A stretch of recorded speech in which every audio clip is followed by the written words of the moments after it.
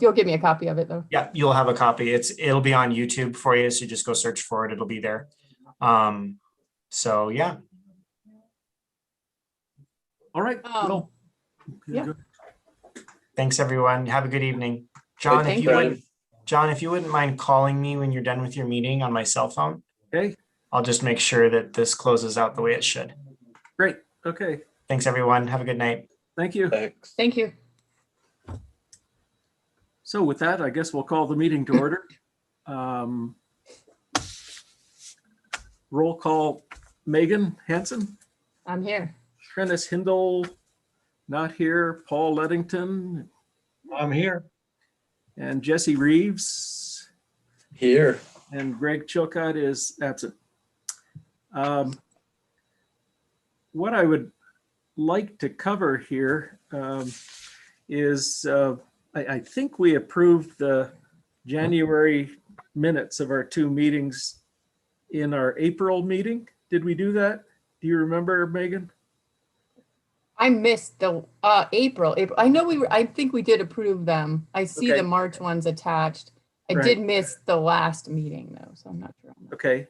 And I believe, can you help me, Paul, with it? Did we approve the January minutes, the two meetings in January at our April meeting?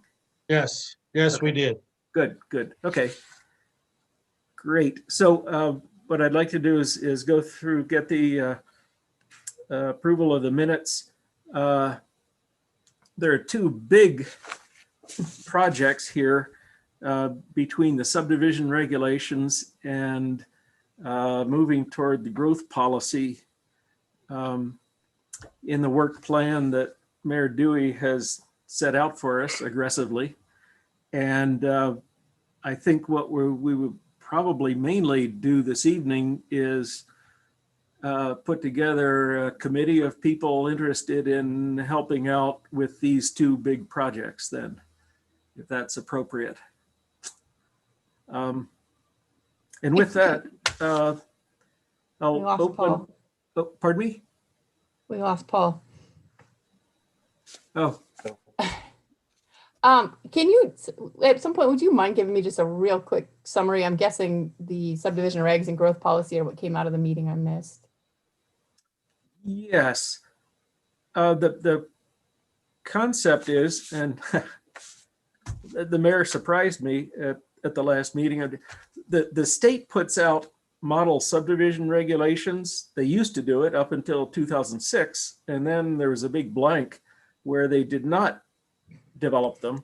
And I did not realize that the state had published these model subdivision regulations, which are intended for use by small communities that really can't afford to hire someone to build subdivision regulations all on their own.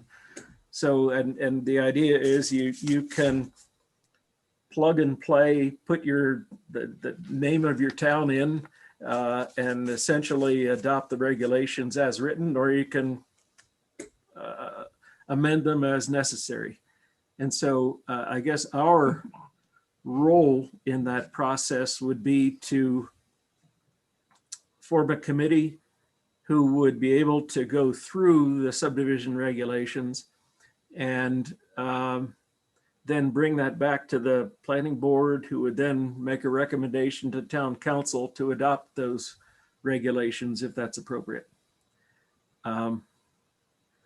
So that's, and the other end of things in the work plan is to move toward both a transportation plan, which outlines the status of streets in the town and which makes creates standards for how roads should be built in the town, what width and cross section, everything that the roads need to be built to. And the third thing is in our work plan is the growth policy, which is scheduled to be updated later this year. And so that that's got a little bit of leeway, but we're going to go through and revisit the existing growth policy and see what direction we would want to recommend to town council that it move in, I guess. Thank you. So for those who have read and gone through the minutes of the March 31st, 2021 Planning Board meeting, are there comments, suggestions, changes, or whatever? Do you know if those meetings, if those notes were somehow transcribed from the audio? I believe they It were. reads very much that way. Yes, yes. Yeah. In other words, there's a lot of kind of bizarre text stuff that probably it didn't get quite right, which maybe doesn't matter, but Yes, I believe you're correct. If you think any of those bizarre references are important enough to correct, then we can certainly do that. I don't think so. I think the biggest thing I notice is that I'm very snarky and it doesn't come across on when it's like, typed out from audio very well. The sense of humor was there, but then it just sounds very snarky. And maybe I just think I'm funnier than I am. No, you're really snarky. Yeah, no, I'm really snarky. I know, and it reads that way. Your questions are pointed, and so that's yes, yeah, yes, which is great. So, if there are no other comments, I'll accept a motion to approve the minutes of March 31st.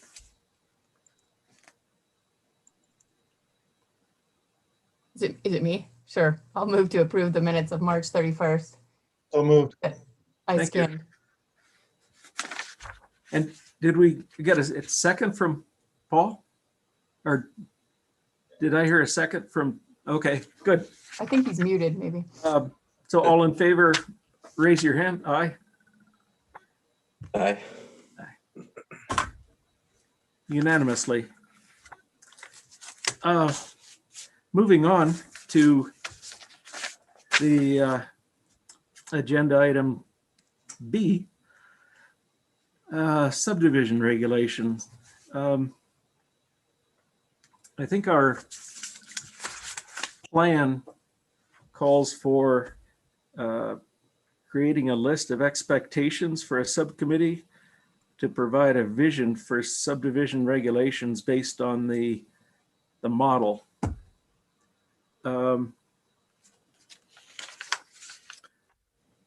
I guess my concept of the vision would be that a committee could meet and just go through the subdivision regulations and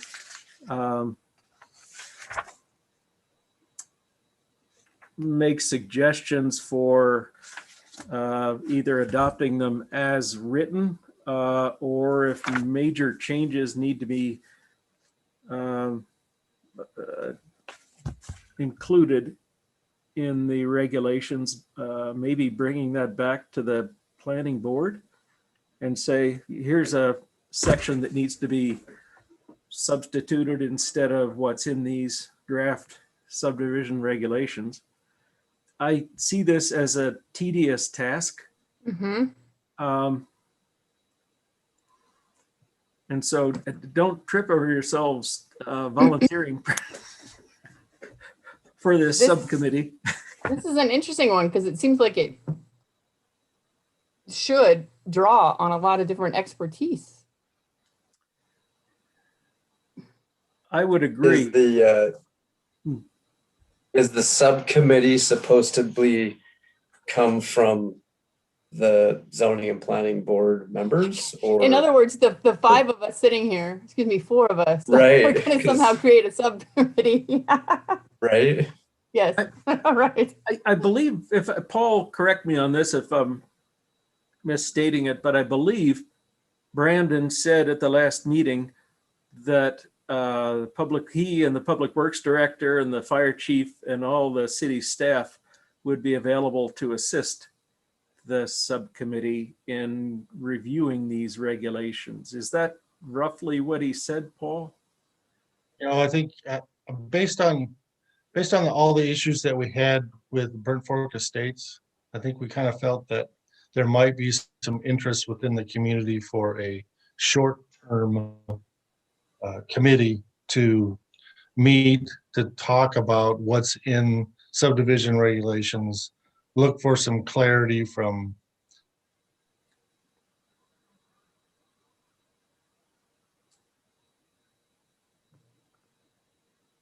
You've disappeared, Paul. Oh, you're stalled out if you can hear us. And try to glean out, probably will at some point. We didn't hear a lot of that, Paul. Sorry. You stalled out. Yeah, I'm sorry.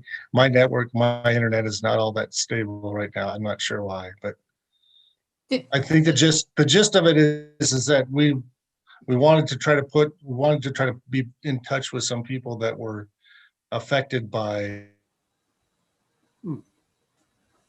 The Burnt Fork process, yeah.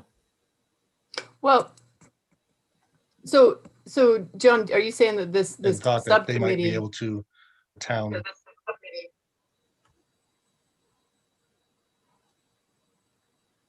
Can you hear subcommittee me? would just be members of the community, people that lived in town. Oh, I see. Okay. That's your understanding of what he was aiming at then. Okay. So in order to create that, are you familiar with individuals that wanted to participate in or potentially would want to participate in that?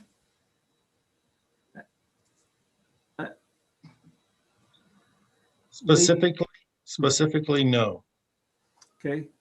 But I think that if the town administration were to put something on their website, try to publish some stuff in social media, and do a little talking at town council meetings, we might be able to garner some interest. Okay. So with that in mind, what would the role of the planning board be to help council look for individuals that wanted to participate in this? I think that the role of the planning board would be more of advisory, as once they got into the regulations, so that they could that we would then work with their recommendations as to what they thought was relevant and what they thought was maybe overzealous, or if they wanted to put something of their own into it to try to better, I don't really want to say protect, but better position the town next time we run into an issue with a large subdivision or a subdivision against a subdivision, or some of the issues that we had with Burnt Fork. I'm thinking mainly of those people that were mostly vocal with Burnt Fork Estates. They might want to take a stab at trying to give some input. Sure. Okay. So what we would need to do then is ask Brandon or Janelle, or through you, I guess, as a council person, to bring this in front of council to let people know that we're looking for individuals to participate in this subcommittee. And separate from that, maybe talking to the Jim Kalkofens and others that were involved in that process, who could potentially be interested in participating in that. Is that where you're headed with this? Okay. So I guess what that leaves us to do now is to request council and the mayor to open this up for participants from the town who would want to do that. Yes, I can certainly do that at the council meeting tomorrow night. And I think that, we probably should try to outline, I think part of what the item on the agenda is for us to try to outline what our expectation is. Do we Okay. want them to make a recommendation? Do we want them to cut and paste? Do we want them to put together a list of questions? Do we want them to make a lot of suggestions or any suggestions as to what they would like to see? That sort of thing? Or do we just want them to be aware? Because if you've looked at these regulations, they're pretty onerous, a lot to do with outside of a municipality.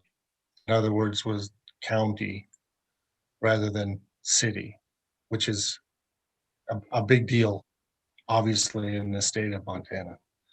So that particular portion, I'm not sure has a lot to do with what we're seeking.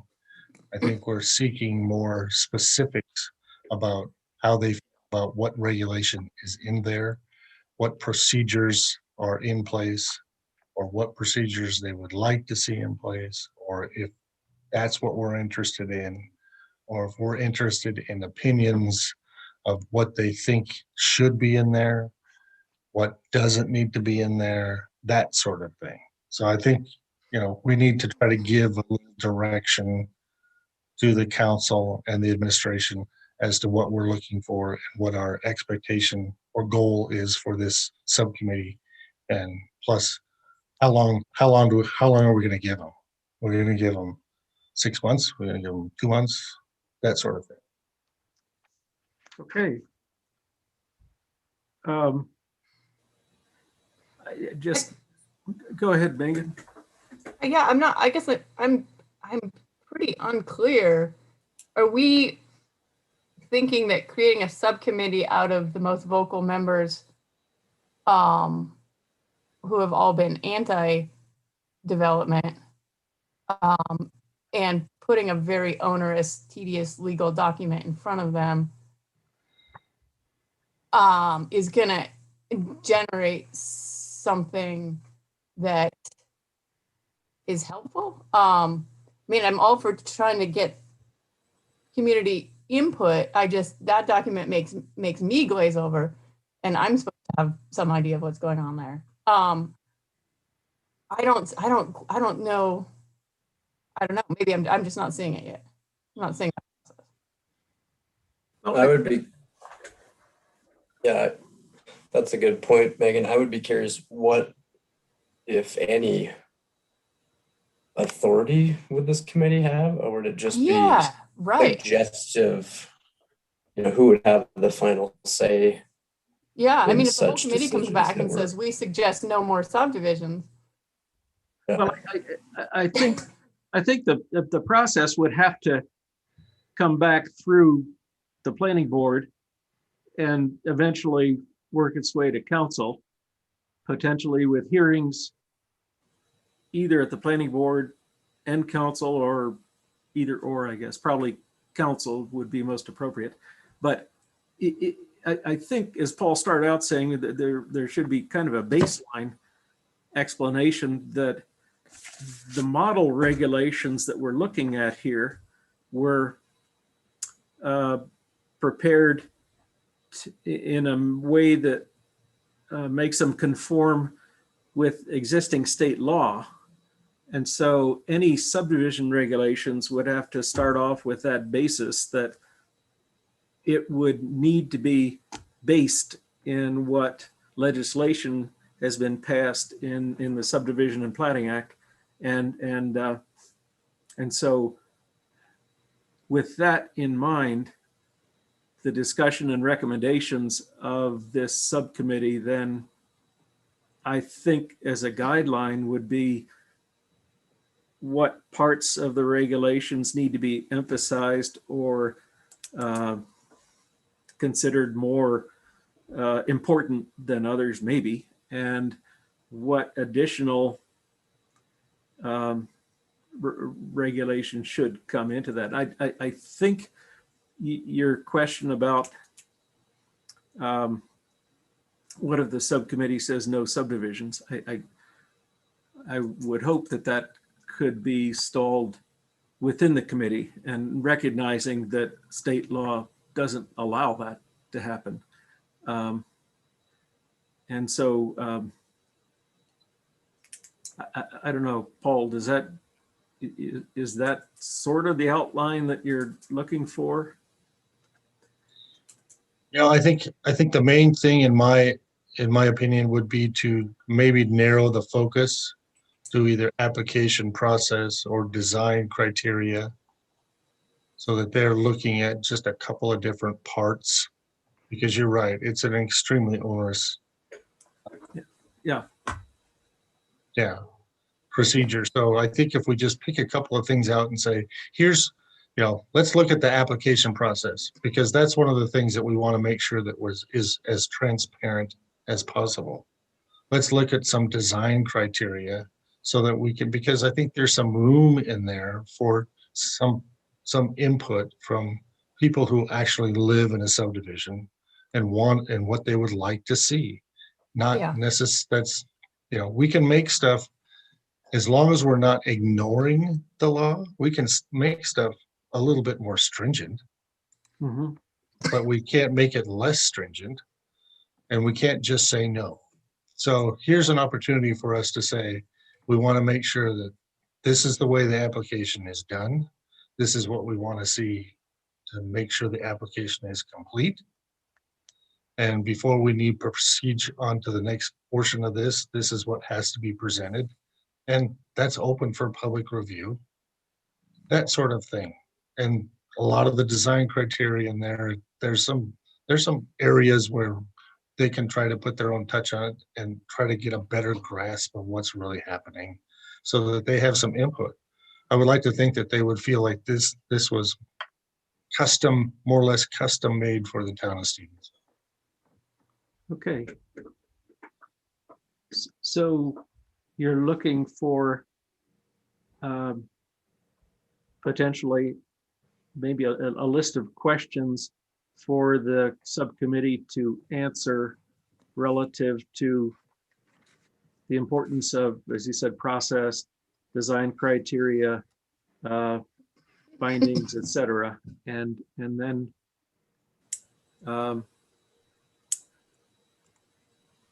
outline that for the subcommittee to come back and present this to either the planning board or council. Yeah, I would think to present some sort of finding or some sort of suggestion as to edits, if that's the type of thing, to planning and zoning, and which would then be recommended to town council. Okay.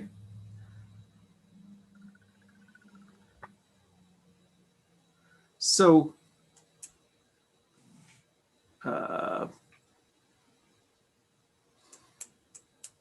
how shall we prepare this list of guidelines and outline of what's expected of the committee? Do you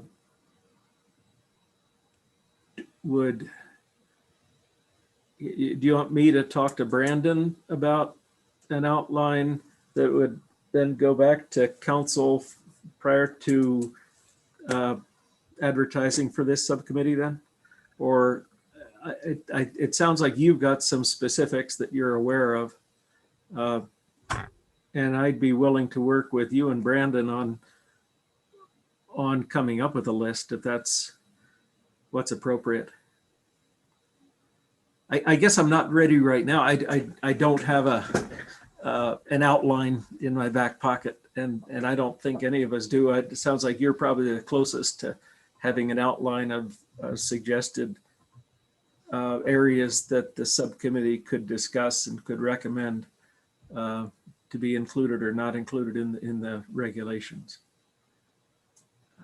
I guess at this point, what I would say is that I just wanted to make sure, I want to make sure at this point that everybody's on board with this. If they think it's a bad idea, maybe we ought to do something different.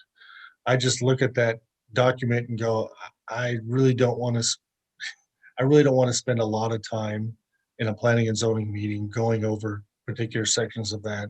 If we can find some energy within the community to do some of that for us, to assist us with that, so that they can put their own stamp on it and say, yeah, I had a hand in, in making some subdivision regulations for the town, or updating the subdivision regulations for the town. If there's some interest in that, that's great. If there's not any interest in it, then we'll have to try to figure out a different way to go about this, which is, to me, going to make it harder for us to try to fulfill our timeline. I think you're right that there is interest, though, based on what we saw at the Burnt Fork Estates hearings. And I would assume that a number of those folks would want to be involved in some of these steps. I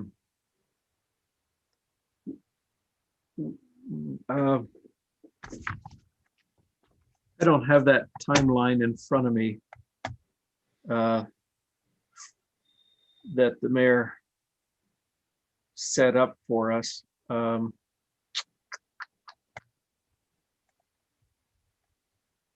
But Where was that timeline? there it is. It's in the packet of information that Got it. you received. It's on page 34 of that. Yeah. And it looks as though it's expecting to, let's see, recruit a committee to provide needed vision for regulations. And we're at the point of creating a list of expectations for a subcommittee to provide vision. But it looks as though Brandon anticipated we would have a draft document sometime in August, September, and then September, October would go to town council. Am I, sorry, I'm not tracking on this spreadsheet, the 2021 to 2022, it rolls around in front of it? Yes. Okay. Because we put together the work plan last month in April. So it starts in April and then goes through the end of the year and then wraps around January, February would be 2022.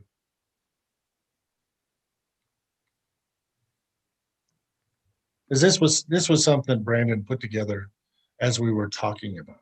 Yeah. So I guess maybe we could start with expectations of what we would want a subcommittee to review, comment on, and give input toward. And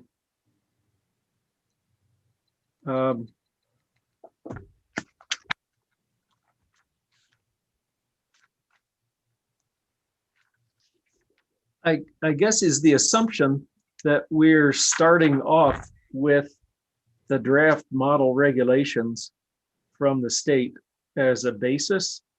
Does that make sense? Because it includes the portions of the regulations that are required under state law, and it follows a process that's required under state law. That sure makes sense.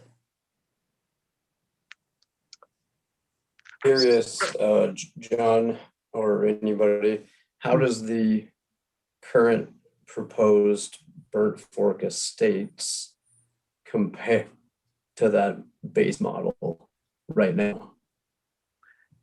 Excellent question. In reality, though, Mayor Dewey, And I'm not up to speed sure. on where that is at this current moment either, so, Oh, Burnt Fork, yeah. it was approved by, the preliminary plat was approved by council on April 1st. And Okay. so the next phase is taking each phase and getting it ready to get the infrastructure design approved by the town, and then move on to phase by phase. The next public hearing that'll be reviewed by council, and so that's where we are now. It's in a 10-year. It still has the ability to be fine-tuned as the phases progress. Well, once the preliminary plat is approved with conditions, technically no new conditions can be added, and the preliminary plat by and large needs to be followed, but there certainly is tweaking of that happens along the way. For instance, one issue was traffic calming that is intended for some of the longer straight stretches of streets. And so those are items that would be worked out along the way, as you suggested. So, yeah. But the overall plan essentially is approved, and the overall basic design is approved. So yeah, how does that compare to the base model subdivision plans that the state has provided? The procedures, and because of the pandemic, the procedures were not followed to the absolute letter of when things were reviewed according to a schedule. Because of the pandemic, those schedules were pushed out, and instead of a 60-day review period, it turned out to be an 8-month review period. So there are a lot of particulars that weren't followed precisely as what would be outlined in this process. But in the big picture, there was a lot of what's required in here that was accomplished in review by the town. For instance, findings of fact are a big issue now. And with each question that comes up about an impact on the environment and on animals and on the impact on schools and local services, those findings follow what's required in these regulations, and that's a big issue that was covered by the town's review of the subdivision, and that was kind of important.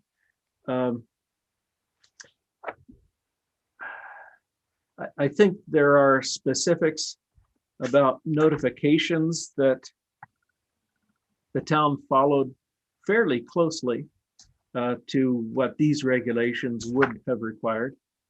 And so I think by and large, what the mayor forced the town to and us to follow are pretty close to what's outlined in these subdivision regulations. It'd take quite a long time to nitpick the pieces that No, I just kind may of not have been followed exactly according to as an overall. But as far as the minimum requirements that are identified in state law for the subdivision review process, those were followed. The standards that are in Stevensville's municipal code, those were also followed. So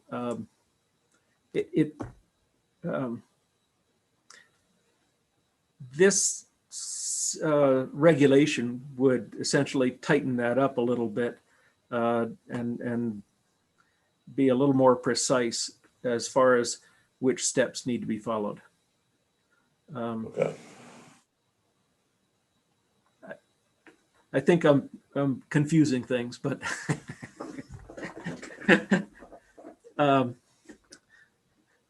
it's hard to point to some page in these regulations that says, well, it says that way and Stevensville did it that way. It would take some time to go through and identify that. But in the big Sure. picture, the town did follow what state law requires of subdivision review. Okay. What's interesting also is Ravalli County's subdivision regulations go into emphasizing some other things, like the question that constantly came up, the pro rata payment that is expected of a developer when he connects with a county road. That's outlined in detail in the county's subdivision regulations. It would potentially need to be addressed in these regulations, but to a different degree than what the county was interested in. So, without getting into the weeds, I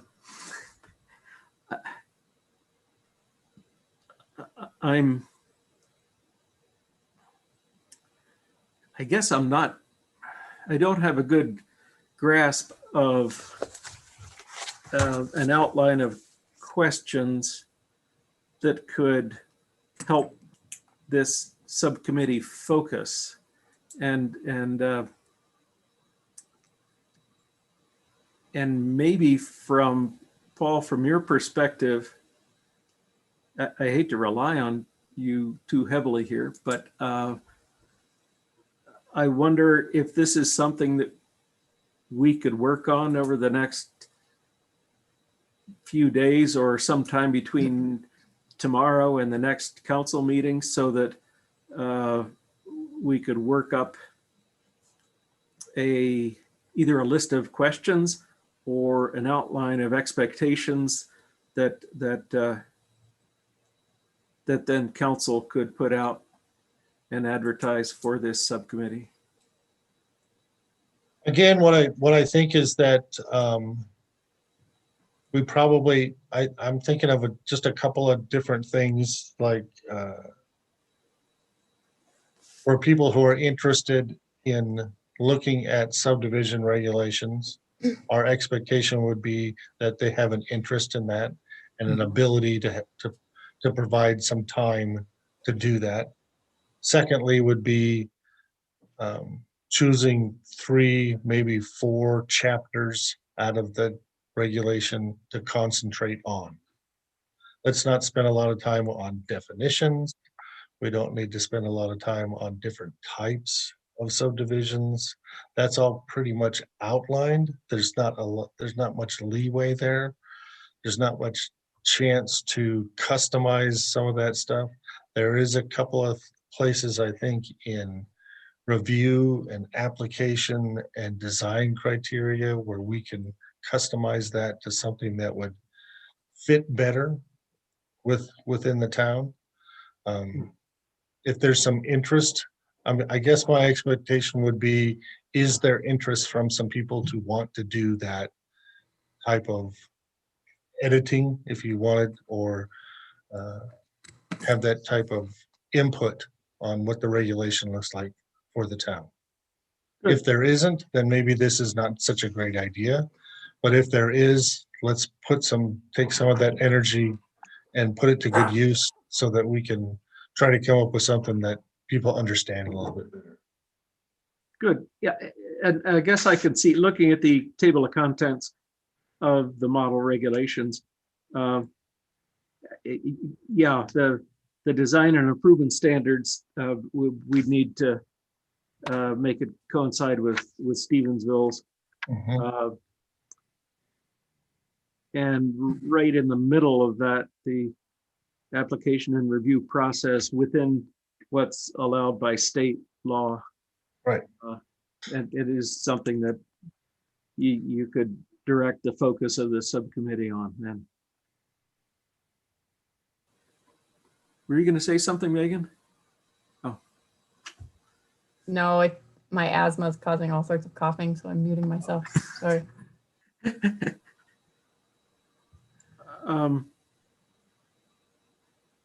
So I think that makes a lot of sense, what you're saying, Paul. And we can point to chapters within these model regulations and say, here's where we would like the subcommittee to focus and make suggestions. And in the design and improvement standards and the capital improvements, the subcommittee would probably just rely heavily on city staff to help them with those standards. If that makes sense. Yeah, I think in, application and review process, review criteria, submittal requirements, there's some of that stuff that we need to make sure that we're specific about. Mhm. Some of that is, some of what's in that regulation is very specific, some of it's not.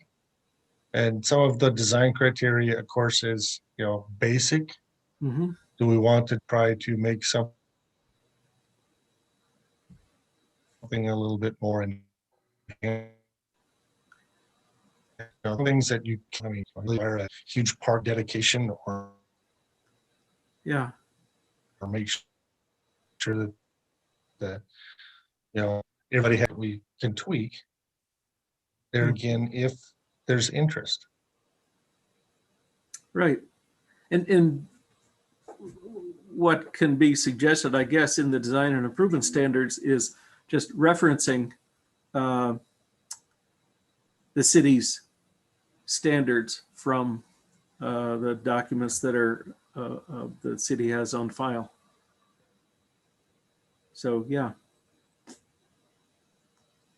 Good. I think we're working close to something toward what we can identify as an expectation of this subcommittee. And is tomorrow night too soon to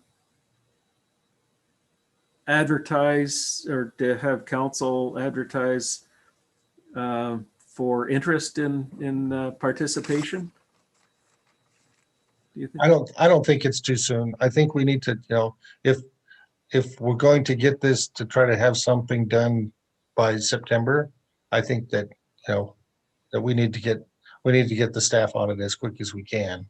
Okay. Try to get some interest because it can take them a month to get going at least. So. Sure. Okay. Great. Then it looks like then if council's in agreement that we could ask them tomorrow night to publicize that we're looking for this subcommittee of folks to work with the city in reviewing especially chapters 4, 5, and 6 of these regulations, and then chapter 7 and 8 to help them coincide with what Stevensville city standards are. How would you recommend advertising something like this in the paper and online? Yeah. Is that what? Social media, using social media and the town's website. I'm not sure. Newspapers? Probably we might try to see if we can put something in the Star. Yeah. That costs money. And Thinking some of the people that seem to be speaking out in the past expressed a concern with their lack of connectivity online, I guess. I don't know. You know, I work at the school and we deal with this constantly. Yeah. I didn't know. You didn't tell me. We try to reach out in as many possible ways as we can. Unfortunately, I'm not interested in going door to door. But I do think that there are some people that have some interest in. If we can Great. maybe contact one person like Jim and say, hey, are you interested? Do you know some people who might be? We could certainly do that and find out if there's some interest. If there's not, then I think that we can spend some time again talking about this very same stuff within ourselves. That would take a couple hours, probably. This would, I think, give an opportunity for people from the public to say, oh, I understand, or oh, I don't like this, or why is that like that? So we can try to clear the air, if nothing else. I guess I'm trying to look at doing a little PR along with education and involvement in the community. I mean, here we are That's a great idea. almost to the 1st of June. mhm.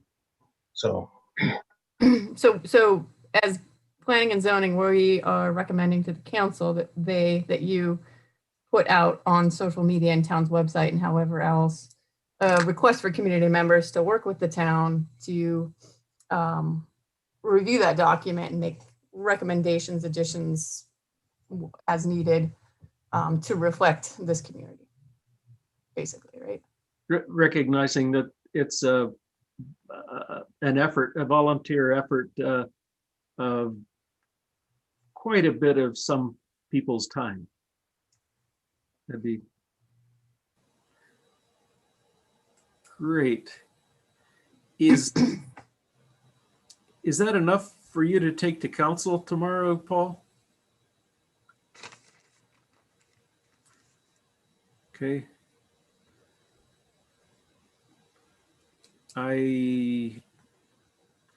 Do we need a vote on that?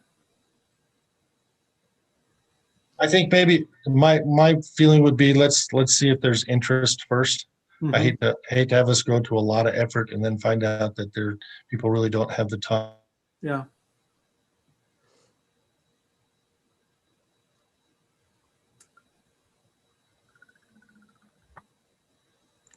We're losing you for a bit, Paul. That if we get members accomplished in a certain amount of time. Mhm.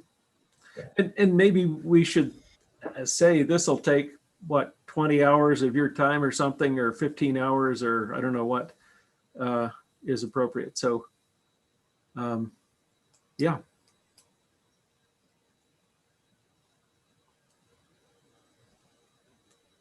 Great. I'm glad you're on the planning board.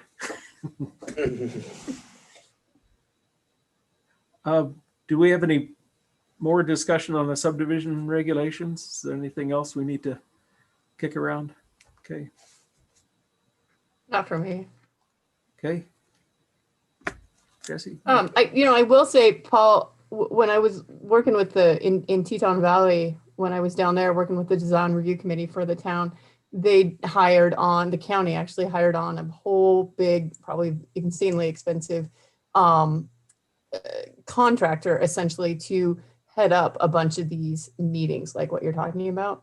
And so they, were there with the point board, asking the questions, consolidating the information, getting that community involvement. And it was a huge undertaking and a couple years in the works of having those specific regulations written for Valley, that community. So I'll be curious to see how it will be coordinated without a a paid overseer, I guess. Yeah. What's fascinating about the process is that a lot of towns in Montana, you couldn't afford to do the undertaking that you're talking about. Exactly. I know So- that's the difference. Essentially, they took these model regulations over the years in the years past and said, okay, these meet state law minimum requirements. Plug our name in and we'll go. So, but I think the direction Paul's talking about is important for Stevensville because there, as he's familiar, there were a lot of folks during the Burnt Fork review process that were concerned that participation was difficult, although the town went out of their way to try to accommodate comments and participation. So if we can work at maybe as Paul says, a little bit of public, filling the public in on how we're attempting to do that. That'd be good. And see if it works.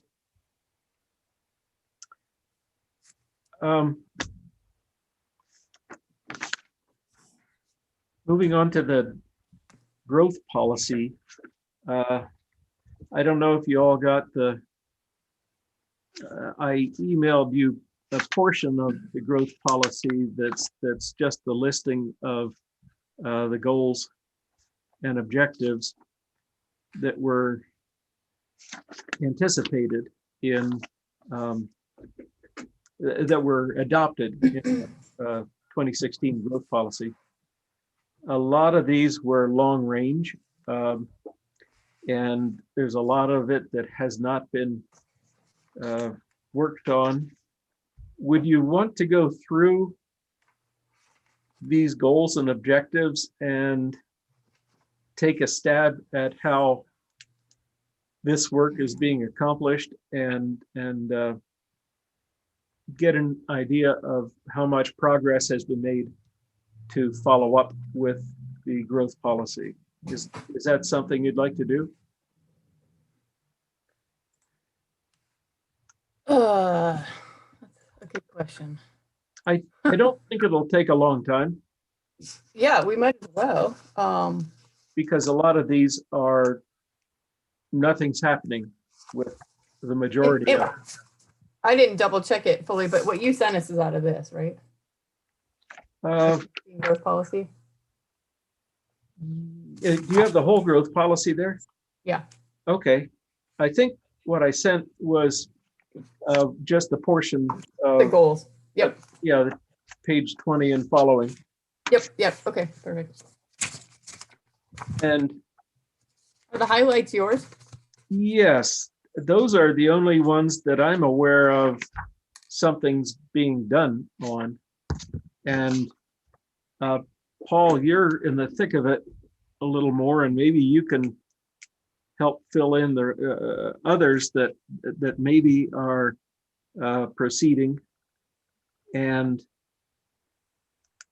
I think just basically the idea is to see if any progress has been made with many of these and whether that's worth continuing to pursue or not. Does that make sense? You just want to go straight down the line? Yeah. So I guess I'm not aware of anything that's been done regarding the vacant commercial industrial properties marketed to potential tenants. I don't think there's been an inventory of vacant commercial buildings and lands. Do you know of anything about that, Paul? You know, all I know of at this point is that the town has instituted a business license fee. And most of that is just to be able to collect data Okay. on businesses in the town. I pay that That's every really the year. only thing. Yeah. That is, that is a way to keep track of what's out there. As far as an inventory of where they're at right now, I can tell you just from thinking about what's going on downtown, there's nothing really empty at this point. Potentially there could be, but it's hard to say at this point. Do you know what's going on with that? Is it the old farm store on the corner that's an antique shop now? I heard talk of that maybe becoming the library. I don't think, I know at one point there were a couple of interested parties in that building. I would kind of doubt it would be the library. They're in a pretty good position right now with where they're at. And that building is expensive and would probably need a lot of remodeling because it's dated inside. Yeah. It was a feed store for 60 years. So,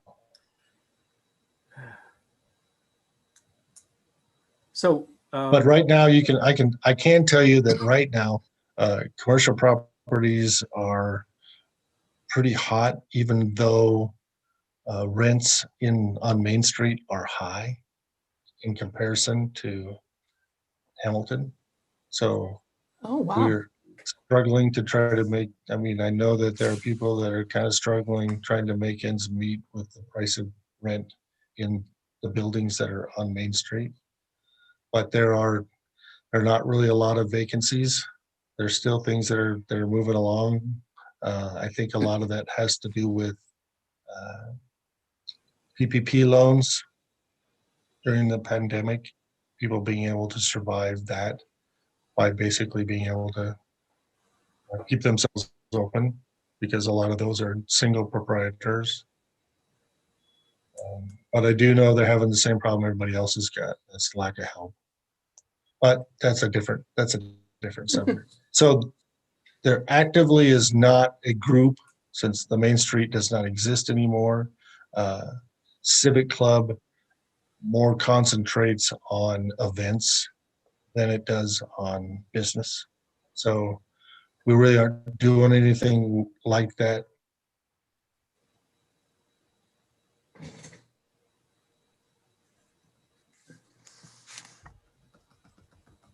Paul, you're gone again. Issue for the growth policy to try to see where. can you repeat that last Yeah, sentence we lost you. about the growth policy? We missed some middle explanation you had there. Since we don't have the Main Street Association anymore, and the Civic Club is not really interested in, is more interested in events and fundraising than data. That portion of the growth policy will need some attention Okay, in its next version. good.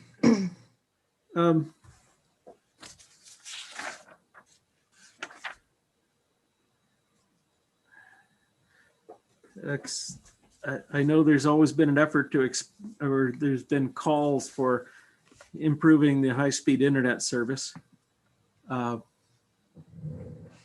And living just outside the bubble, I wish an effort was more successful here.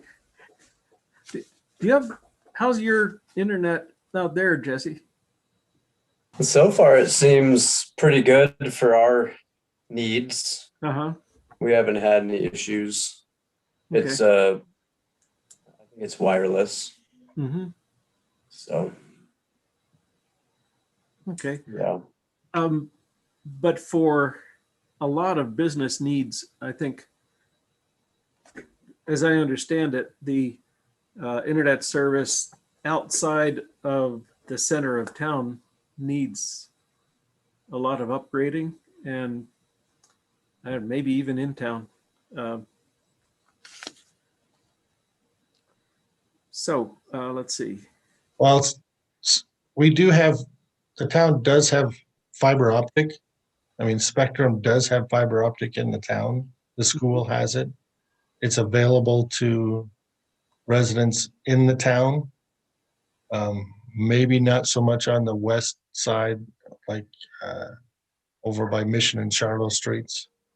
But most of that is that if you're able to have cable in the town, you're able to have fiber optic internet, which is about it. Well, it's as fast as there is in Montana. So we do have that backbone here. Current legislation in the past legislature is trying to beef that up. There is a lot of interpretation as to what free means.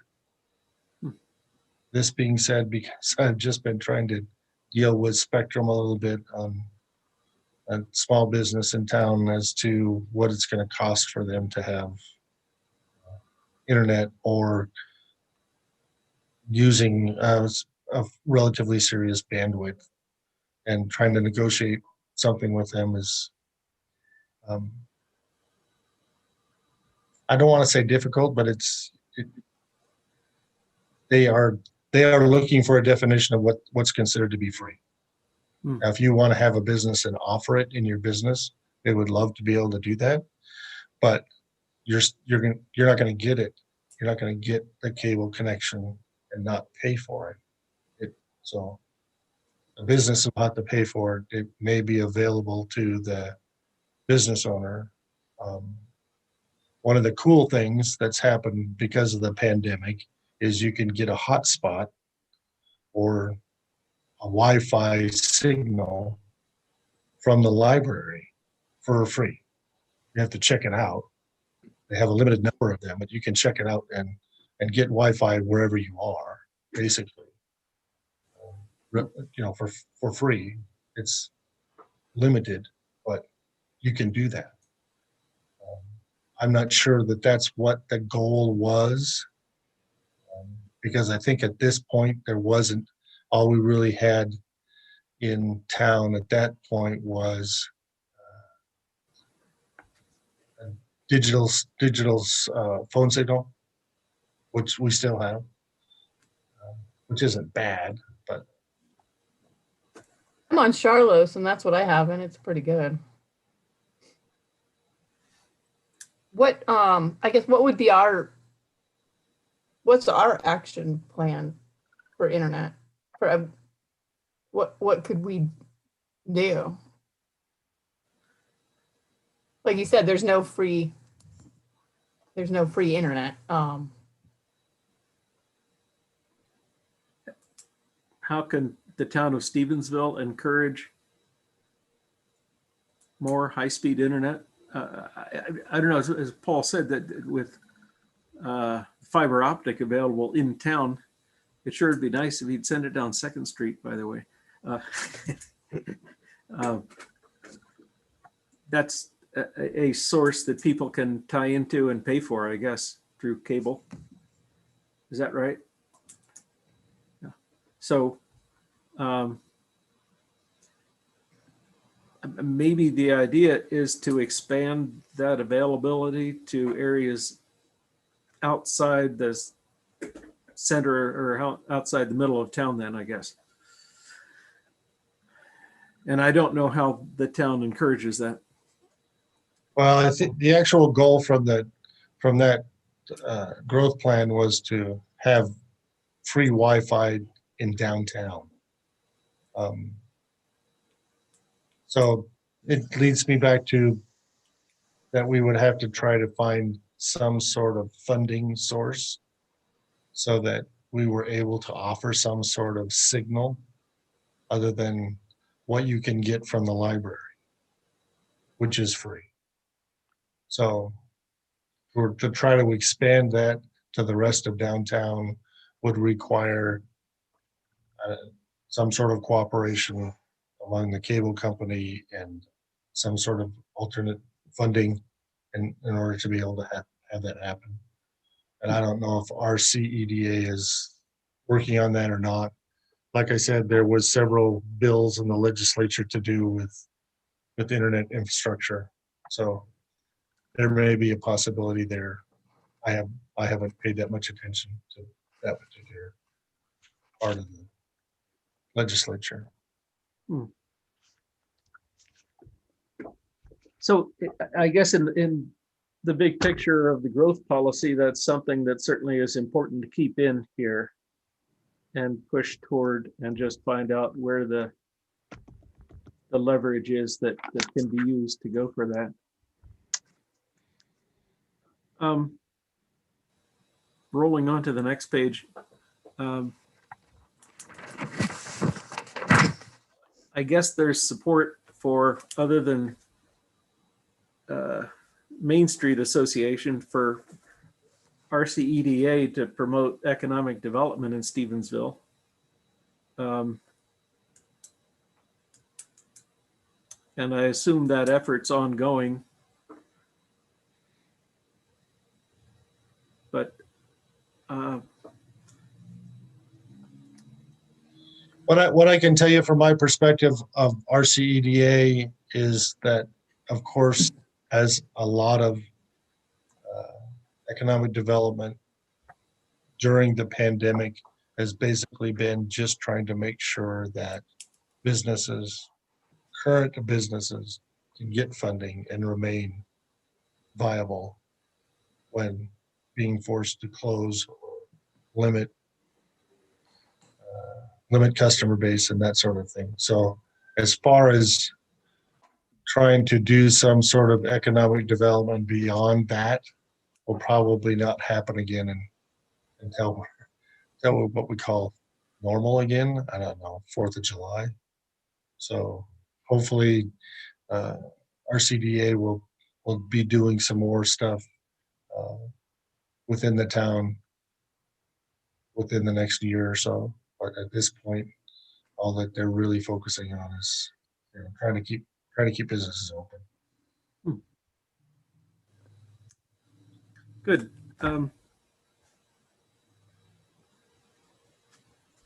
So those other two items are probably off in the future. I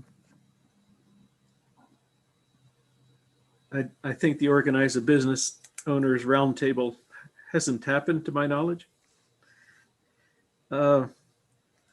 So maybe that in the next round of growth policy can be revised to another approach that might be more successful in moving forward then.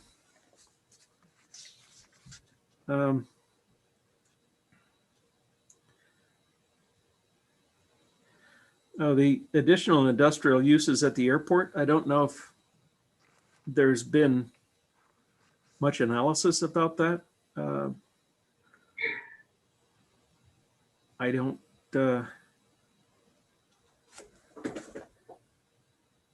Well, what I can tell you is that in the last couple of years, the airport has been through 3 or 4 different airport managers. They've had some difficulty keeping somebody on staff, of course, during the pandemic, and finding other work. I can also tell you that at this moment, and probably for the remainder of 2021, the Hamilton Airport landing strip will be closed.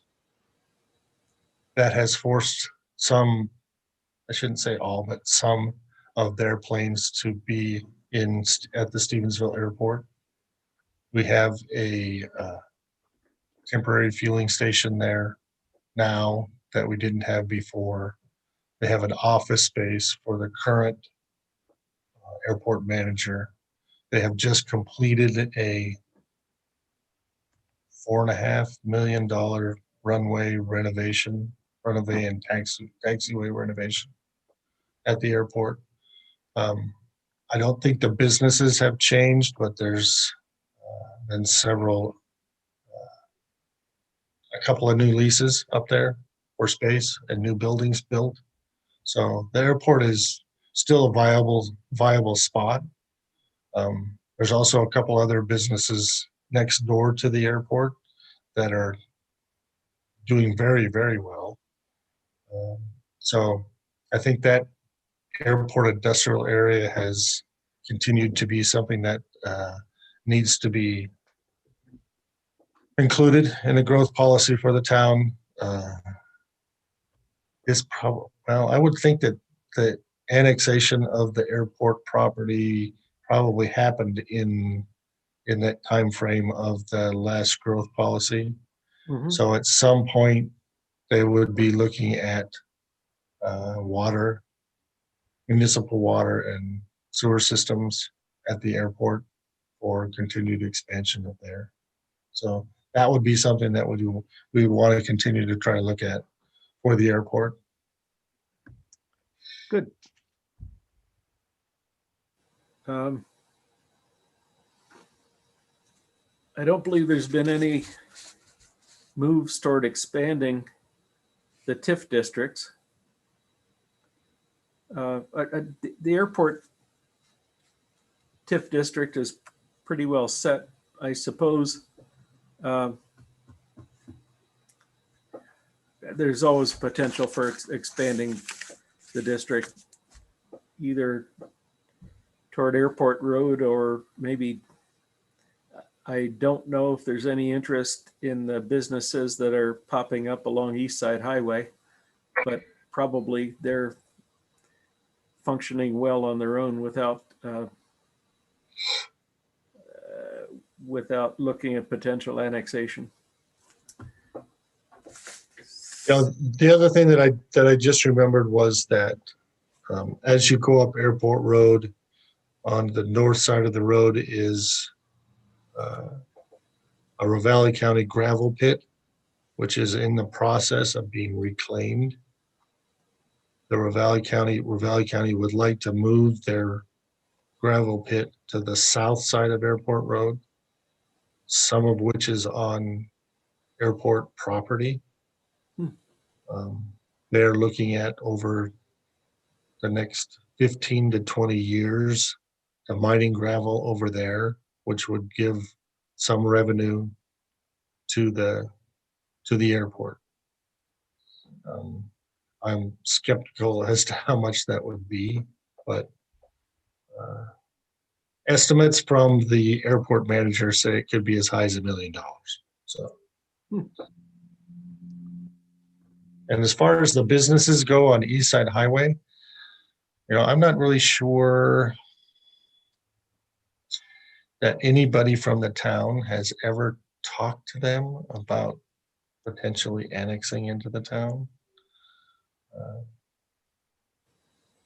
At this point, I'm not sure that they would be interested, but I'm pretty sure that nobody's had that conversation. They seem like the expansive type of business, most of them, kind of something that needs a lot of space for storing gravel, topsoil, and logs and everything. And so I would expect it would be, I don't know what interest there would be there, but I suppose it's something that ought to be kept on the table if someone's interested to go that direction. On this next one on page 22, analyze water flows throughout the town to determine where leaks are occurring and fix leaks or replace water mains as needed.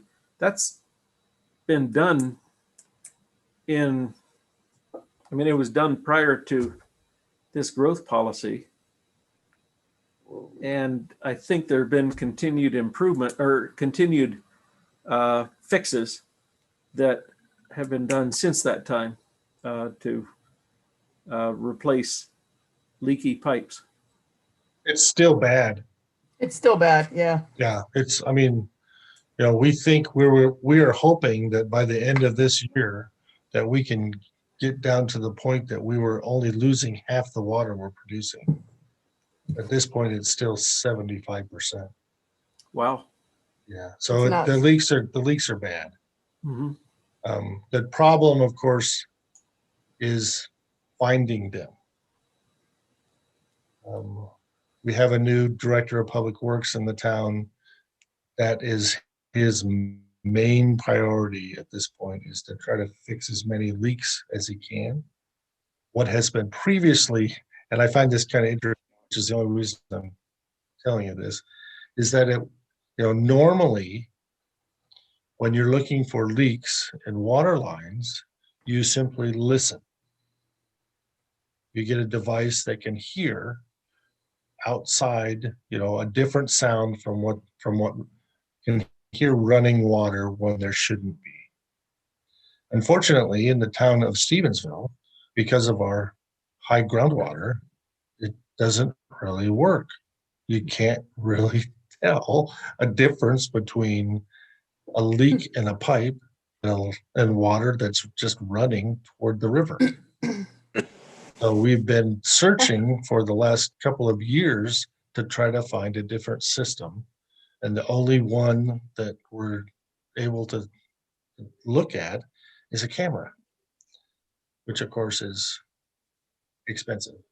So we're trying to do the best we can based on making sure that we have everybody metered so that we can tell that they're using more water than they should be, or they're, all of a sudden there's a peak in their water usage that could signal a leak. That's kind of the direction that we're going.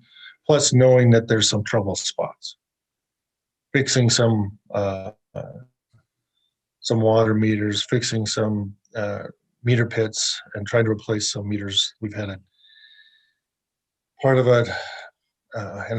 We've been part of an issue with a water meter company and having to replace a majority of the auto read meters in town.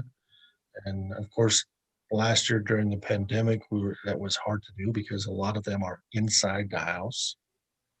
So we're now starting to catch up with that stuff. But water leaks within the town is still a big issue, and will probably take another 5 years or more to solve. So it's something that we need to continue to work on. Don't you think that timeline should be ongoing rather than midterm and remain at 31?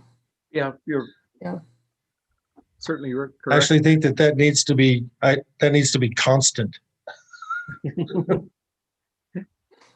And I think it'd be good if you could find someone that's developed a system of drawing water from the groundwater instead of letting it leak back into the groundwater. So if the pipes could suck water out. Oh, that's what they did long ago. That's right.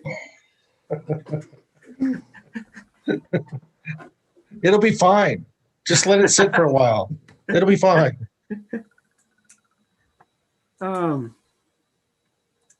I think, and the next one, regulate water use in residential areas, that's ongoing. And I'm not sure what the incentives for water conservation are. Are there any? Well, as somebody that kind of gets that, I know that there's certain days that, we can water on, and certain days we shouldn't. I think we should make sure that something goes out in the water bills for the next handful of months about that. And also maybe within that document, it outlines some water conservation ideas, like don't water when it's 80 degrees in the middle of summer, or, consider in ground or whatever. But I think some flyers going out with the water bills here ASAP would be really good. Yeah, we, in the past, the water bills were always on a little postcard. I know they minuscule print. Changed it. Yeah. Yeah. So now that we have a full page, you'll be able to see it. I think there'll be a portion of it that you'll be able to, what they always wanted you to do is just post that on your refrigerator so that you knew what days we're supposed to water. So They, I will tell you that last summer, they did shut off somebody for watering when they weren't supposed to. It took a couple months, but they did do it. So, and they were shut off a total of 3 hours.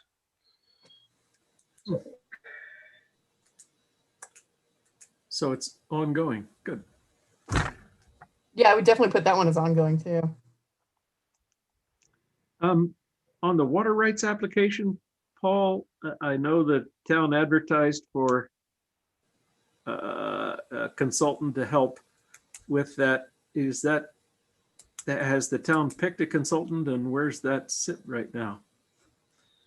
Right now, on the next agenda, we're looking at approving a hydrologist or hydrology company Okay. to try to do some hydrology along with the water rights attorney and the town administration to put together that application. So that's ongoing and probably will be ongoing for a while. I'm not sure where that's going to end up. It's going to take a while. Yeah.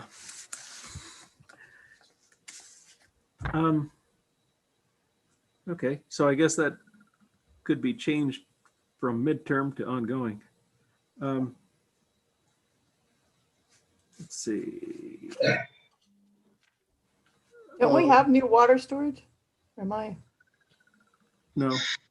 No? One of the things that is happening, and this is one of those spots where it would be nice to have Brandon here because he could give you more pertinent information than I can remember.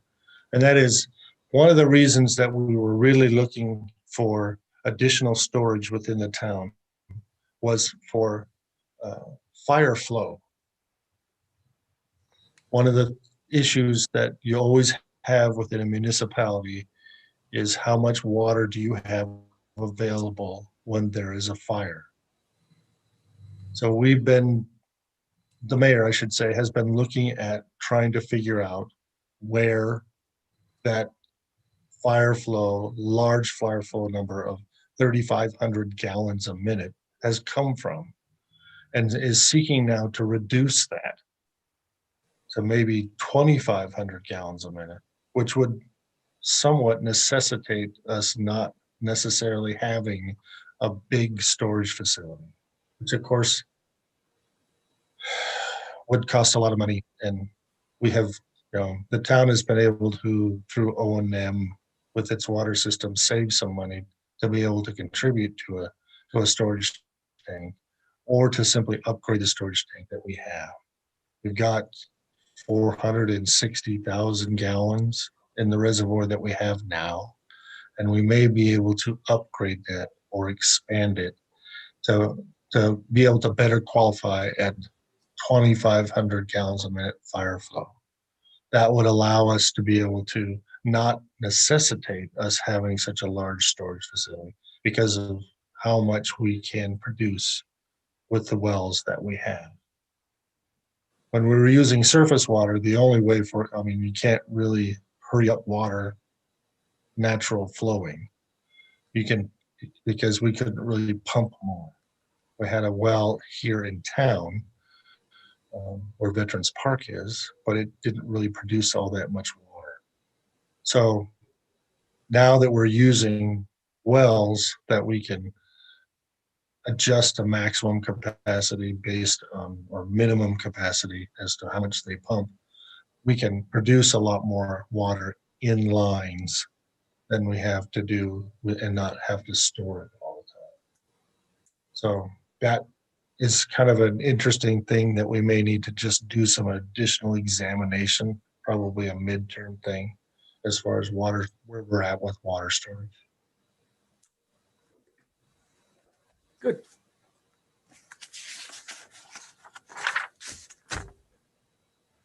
Affordable housing.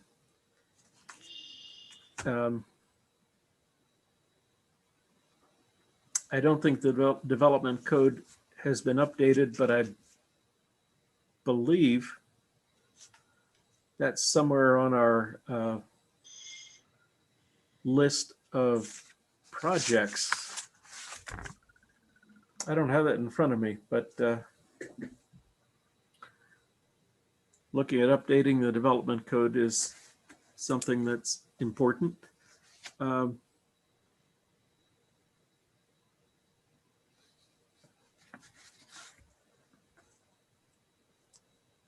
the efforts of Human Resource Council to develop below market rate housing in Stevensville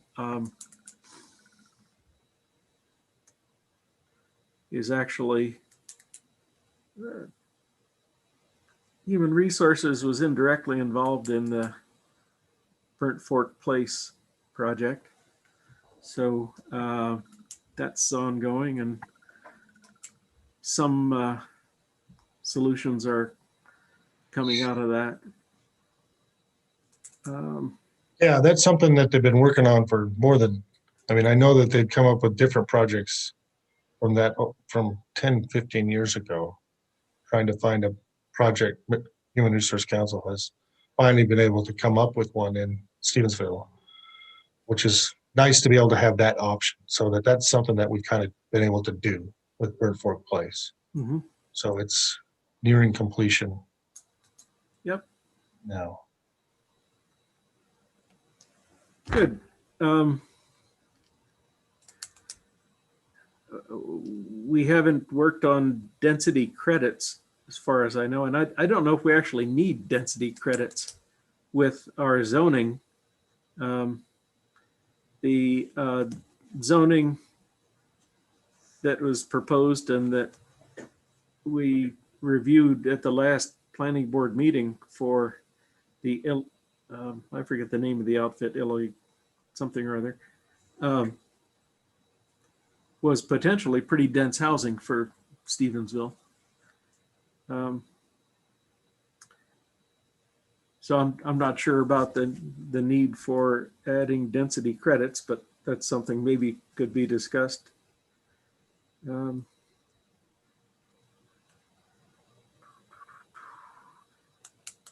And again, involving Human Resource Council and below market rate housing.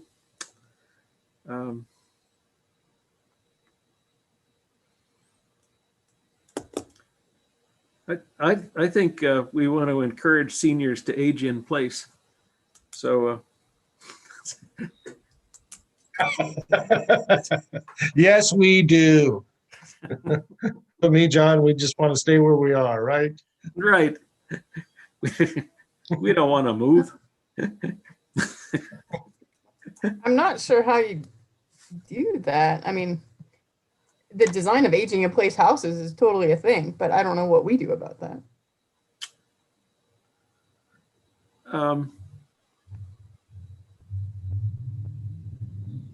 Is there something as a government entity that we could do about that? It's because I know that the state has some property tax Incentive. relief that's built in, the incentive that's built in for stuff like that. Yeah. I guess it's something that you look at in the development code. But again, I don't know if you can single out seniors. I think the only way we could maybe have some say would be if it was a whole housing development being developed by one developer and there was a stipulation that said a percentage of these houses have to be designed for a certain level of accessibility and aging in place. I don't know otherwise how you do that. I mean, there's guidelines on how to design for aging in place, but you can't impose them. Yeah, I know some developers we've been working with are targeting seniors with single story housing in order to make that affordable. I don't know how you work on that, but that's a tough project.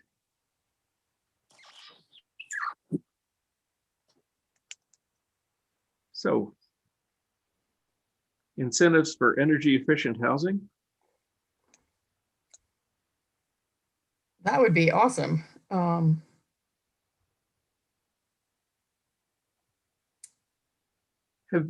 Have you seen how incentives can be incorporated into what, a development code or?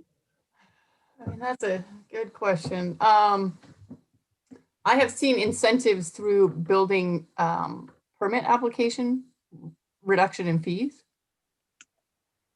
That's the most common one.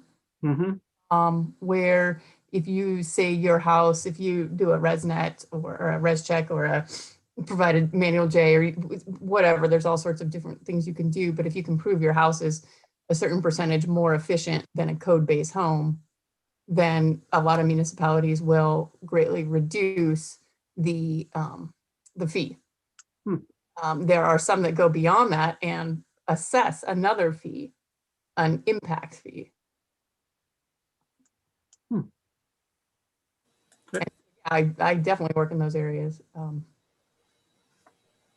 And I think it's a great thing. I mean, it's, you know, there's all sorts of incentives, state and federal incentives. There's no reason there couldn't be city incentives.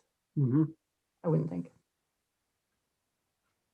So I guess what would be helpful is to determine whether the state and federal incentives are adequate or that they could be supplemented with the suggestion to reduce fees for someone who's going to do energy efficient housing.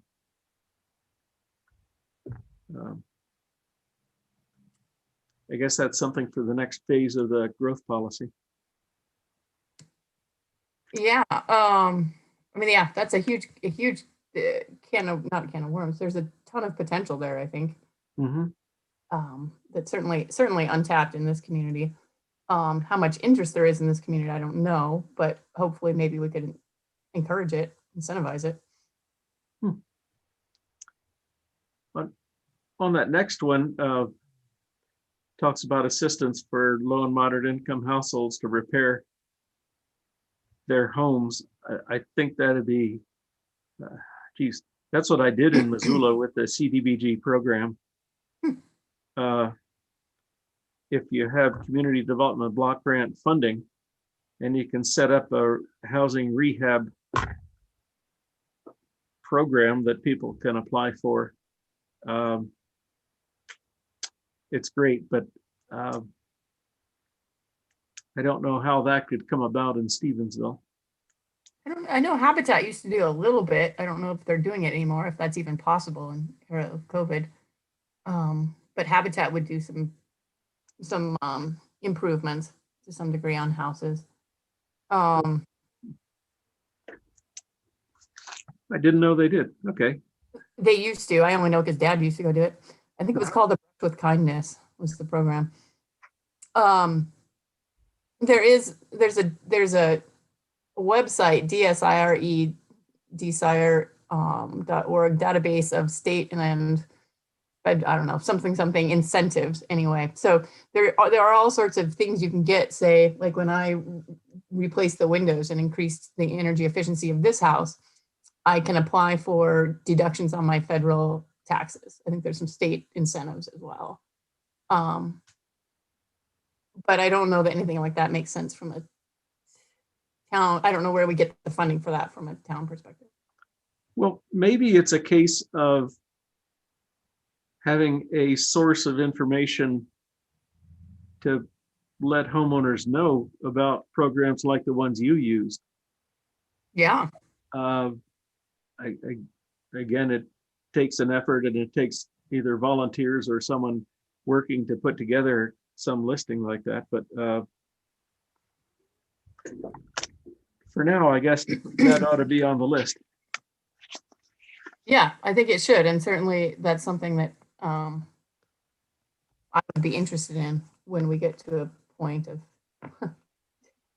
doing when I can. I don't know when. Yeah. I heard her volunteer. Right now, I'm just trying to figure out how I'm going to find the time to write these meeting notes, which are going to be hours long. Okay. You can summarize. And why? If it's I'm all not saying recorded, anything, why so- do we need Yeah. written notes?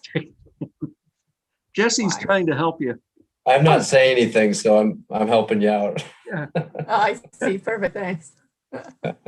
And I don't know, I kind of assumed we would go through this a lot more quickly. Do we want to plow through this, or maybe separately go through the list and identify what we think is being accomplished?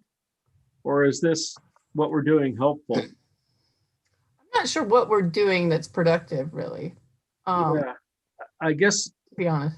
we're following a step that was in the I mayor's know. I know. schedule for us to follow. So,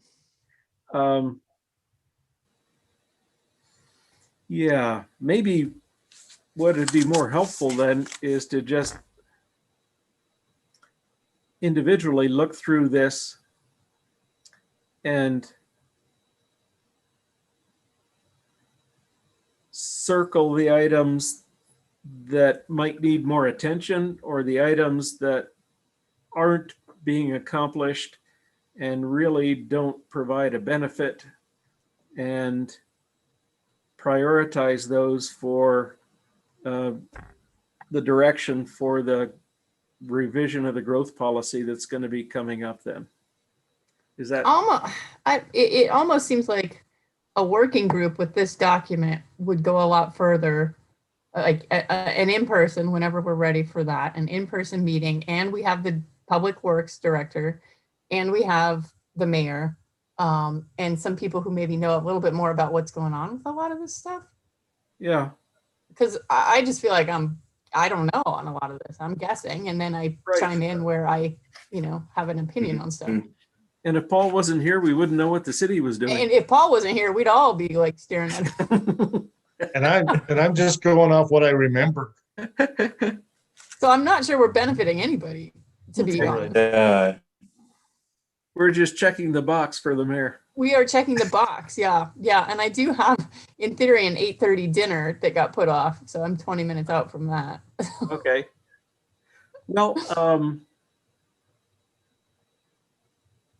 with that in mind, how do you want to continue this? Why don't we look through the list and highlight yeah. stuff that we think Yep, is let's go important faster through to it. discuss? Maybe get some input from other city staff on what has been accomplished and what's being worked on, and then feed that back in as an informational item for whoever is going to be working on the growth policy ultimately. Yeah, it seems like there definitely should be, because I'm listening to you, John, it seems like a wish list where there should be definite priorities, because not to be negative, but it seems like the city is overwhelmed with things not pertaining to what we're talking about right now. Right. To prioritize some of that stuff would be Mhm. a good idea. Good. Okay, well, should we adjourn so that Megan can get to her dinner? No, that's okay. Oh, I thought we were gonna run down all this. Did you not want to run down it? We're only halfway through. Do you And now the wanna go mayor's through? here and he'll make it, it'll slow it down.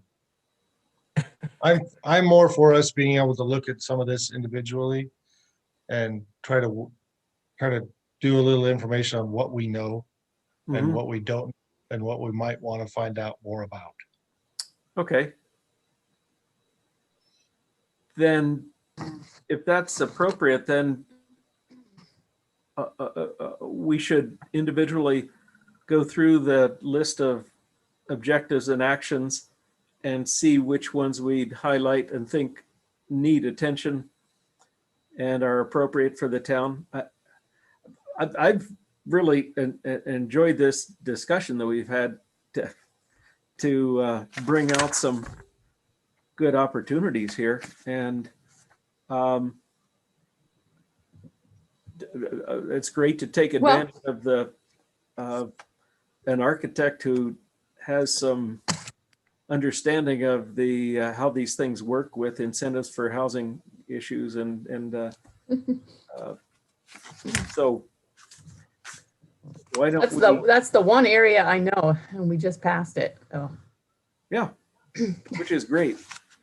But why don't we then, as homework between now and the next meeting, go through the rest of the list individually and come back with big check marks on items that we think need more attention. I do think, to be fair, I think we've said that exact same thing because I have marks already in here from having done that in the past. Okay. But do you want to go through those items? I mean, there's pretty minimal. I have written down the number one priority is 7.1. All development regulations are up to date and compliant with state law. I think we're working on that right now. So that's great. I've got that written out as numero uno. I have some, obviously my personal opinions coming in here. The construction of pathways and bike connection routes, connections to the school, etc., as being very important. The sidewalks are an interesting thing, and I had a question on that. It says we had called it short term. I don't know, again, that's where it'd be great to have the public works guy here to say, here's what we've done, here's where we're at, because I don't know.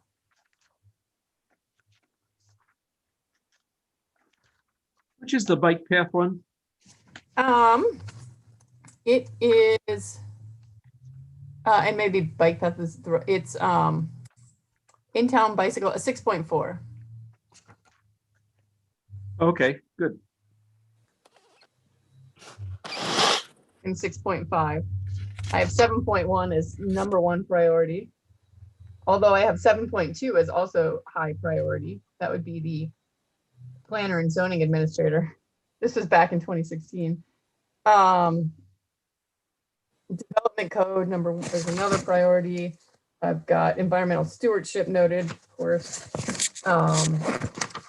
Those are all the ones that I highlighted. My only point there was that I think we've done this before and we need to figure out how we can consolidate all this and actually turn it into something. Yeah.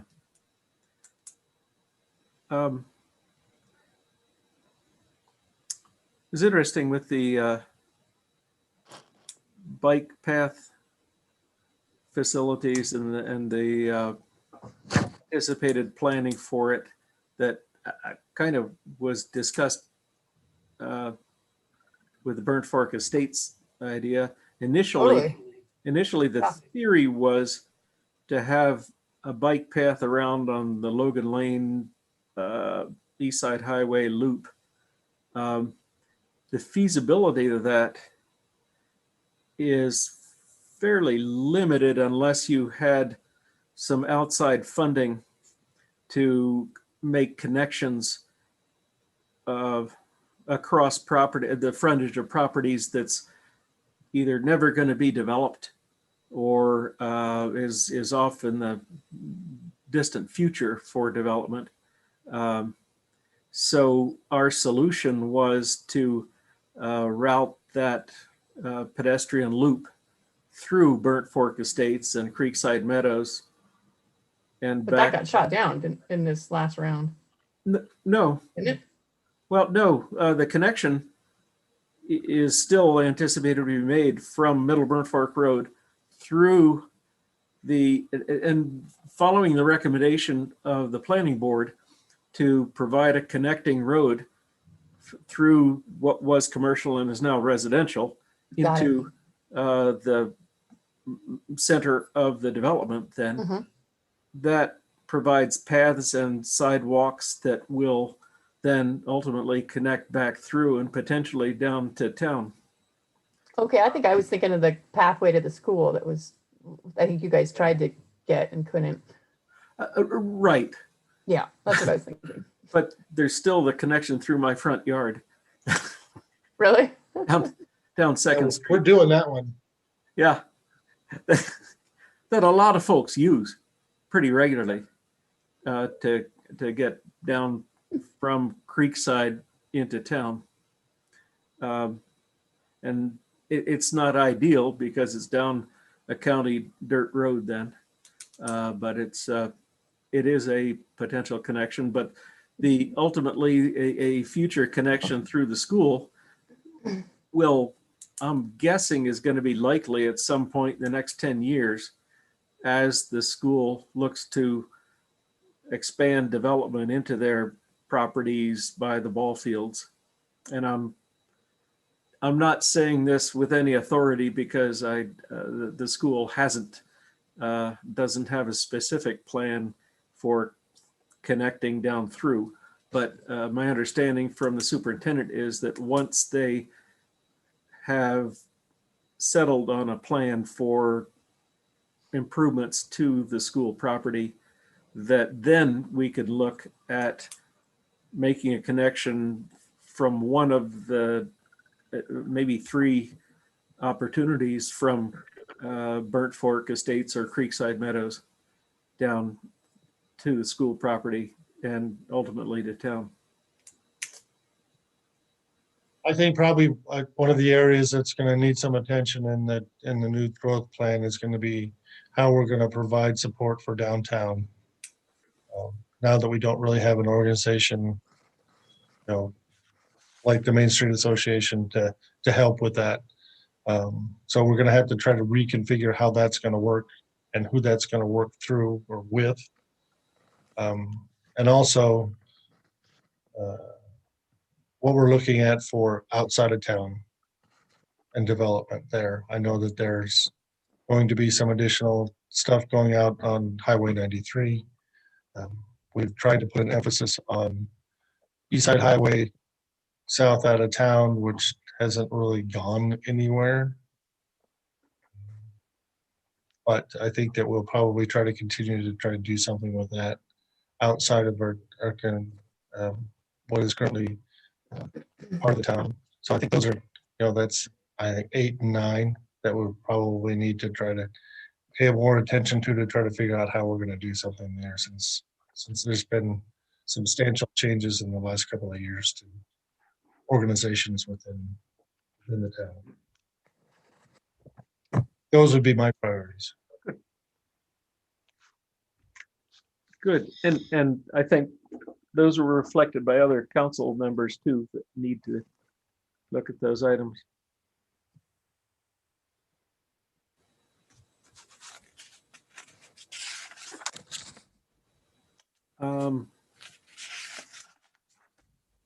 Any further discussion on these growth policy goals?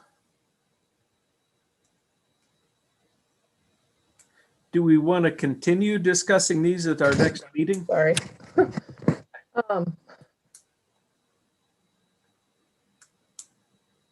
Is there a need to go into more depth? Yeah, but I think what might be super helpful is if we all write down the priorities that we have and what we know about certain things. And we have people that know more, like the public works director or the mayor, to help us understand where we're at with some of them. Okay. I think that's the best way to proceed. Maybe, Mr. Mayor, is it possible to set up a time to talk to you and or the public works director to kind of get a grip on what has been done with a number of these goals and objectives in the growth policy? Not, I guess it doesn't need to be in depth, but just to indicate what seems to be a high priority or what has not been a priority and maybe can be reduced as a concern, and what needs to float to the top. Yeah. So as I understand it, as I've come into the meeting, you're working through the growth policy specific goals and outcomes at the end. Part of my intent at the beginning of the meeting was to ask that if you would entertain having that conversation at your next board meeting, we'll compile the status of Mhm. each of those goals for you. So we'll basically add a column to that spreadsheet that says, here's the status, whether it's been completed, it's in progress, or it's delayed, and then any additional remarks that we have as a staff. So my intent was to go back to a weekly staff meeting that we have with the staff and say, okay, let's work through these pages. Where are we at? And then present that back to the board in a comprehensive report. I'd like to do that ahead of the meeting, to give you guys 5 to 7 days to review that before you come into the meeting, rather than throwing it at you at 6:30 in the evening and saying, okay, here's where we are. I'd more or less like to give you a chance to review it so you can see where the status is of each of those goals. And then you would be able to ask questions from myself and any staff members you'd like present at that meeting. That's ideal. Good. Okay. Does the board agree that? Yeah, that's exactly what I think we're missing here. Okay. Yeah. And so then should we schedule our next meeting in anticipation of that occurring? So that we would have time to at least go through that and discuss it then at the next planning board meeting. Does that look like? So we're looking maybe late June for the next board meeting. If I could suggest a date, the 30th fits your last Wednesday routine that you've been having. Yep. Is Jesse, is that good with you? Yeah, Okay. Yep. I think it works for me. Okay. And Paul, you're good with that? Okay. Then we'll plan on June 30th, 6:30. Where? will it where are be we another, at? oh, sorry, go ahead. I think we're going to ask the same question. I was going to ask it too. A Zoom meeting? Oh, What is the board's Is- pleasure? Is everyone vaccinated? I'm not. Yes. I am. So Jesse's got to sit in the corner. That's fine. Would you feel more comfortable with an in-person meeting? I mean, It sure seems to get a lot more done. yeah. I mean, Yeah. up until vaccines, I would have said, no, that's a really dumb thing to do, as I did say. But you get so much more done in person. Okay. But Is I can go either way. so is a meeting possible, what, in City Hall then? Yeah, I don't expect you're going to have a huge attendance, Right. a growth policy update type of a meeting. So we can tentatively schedule that at town hall. Yeah. Okay. To back up a little bit, we discussed with the subcommittee reviewing the subdivision regulations. We wanted maybe council tomorrow night to put out some feelers to see what interest there is in the town, in folks in town, to join a committee within parameters, recognizing there's going to be a commitment of time to accomplish the review of the subdivision regulations. And then depending on what sort of response, specifically outline the issues that the committee, that subcommittee should discuss. And the highlighted parts of the regulations that I think we thought they may want to focus on is the chapters 4, 5, and 6 with the review process and requirements. The chapter 7, the design and improvement standards, would heavily rely on public works input and existing road transportation standards in in the city codes, and essentially focus the subcommittee on those portions of the regulations and see what interest there is. Did that state it clearly, Paul? Yeah, and I think that tomorrow night in my board report, I'll be looking for some consensus from the council members as to whether we can proceed with a search for a subcommittee with some parameters and on subdivision regulation. Okay.